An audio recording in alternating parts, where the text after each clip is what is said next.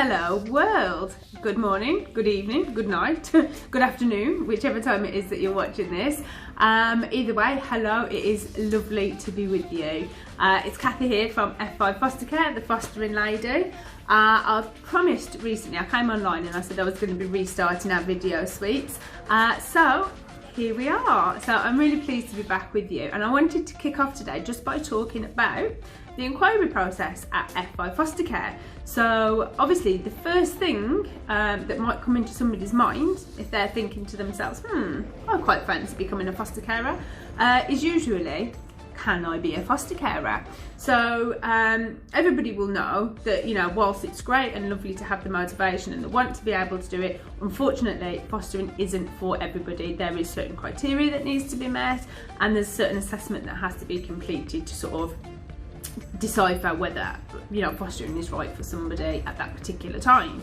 Just to talk about the inquiry process here at F5, basically what would happen is you'd get in touch with us, so you could speak to either myself or one of our lovely social workers, and what we would do in first instance is just sort of see what your knowledge level is on fostering at the moment. Now at this point usually it's quite, you know, I know that it's letting people stay in my house and looking after children who've had, you know, bad experiences.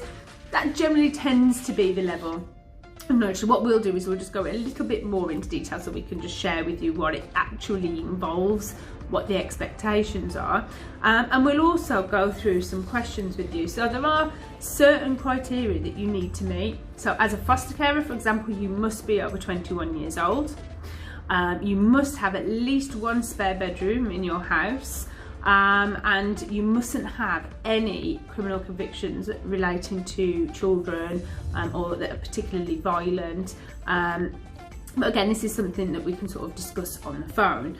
So as a rule, that conversation will happen, and then from there, you've got a couple of different options. Now, what a lot of people will tend to do is say, that's really great, but there's only a certain amount of conversation, information you can take in over the phone, and you kind of get saturated and things start bouncing off you.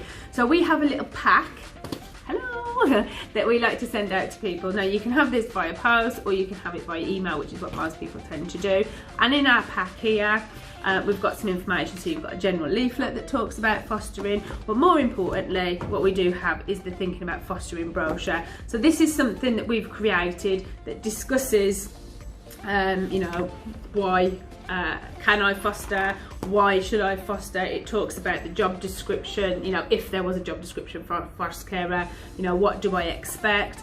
So it gives you quite a lot of information in here, and it also discusses the journey of becoming a foster carer. So it talks about the assessment process as well. It's really good information in here, to be honest with you. So for anybody who's thinking about fostering and just wants that bit more information, then obviously give us a shout. We can get one of these over to you, no problem at all. You know, once you've had the chance to digest that information, whether it's information through a pack or whether you've taken all that information on through the call, the next stage that would happen is an initial home visit. Now, this is completed by one of our lovely social workers. Now, you might think that I'm a little bit biased here, but I love our social workers. I think they are amazing, but that's why we hired them. So one of the social workers will come out to your house, and what they'll do is they'll meet you, they'll meet your family, they'll have a look around. You can show them the room or rooms that you're looking, you know, potentially to have as foster carer, for your foster children to stay in. And that conversation is much more tailored to you personally. So it's discussing what your strengths might be, what your motivations are to get involved in fostering. And then once that is over, the social worker will advise you whether or not she thinks you'd be eligible to apply. So if the initial home visit has gone well and she's happy or he's happy with the layout of your home, basically what will happen is they'll come back to us in the office and they'll say, right, okay, this person is potentially really good, can you send them an application form? At that point then, it is totally down to you. So you can take as much time as you like. to fill that form in. You can give us a call, we can arrange more meetings if you want to. You know, if you decide actually yourself, you know, this is great, but you know, it's not for me, I'm not really, you know, the time isn't right, then that's fine. You do not obviously have to send that back at all. But obviously if you make the decision and you think, yep, okay, you know, I'm really sold into this, I really want to do it, you can fill that application form, you get that back into us, and obviously that's when we start the process of assessment, and that is another video. But for the time being, I just wanted to focus on that inquiry process.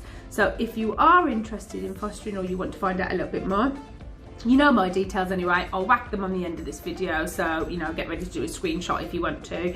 But you know what, give us a call. The office number is 0121 271 0555. Or drop us an email. As I say, my contact details will come on after this.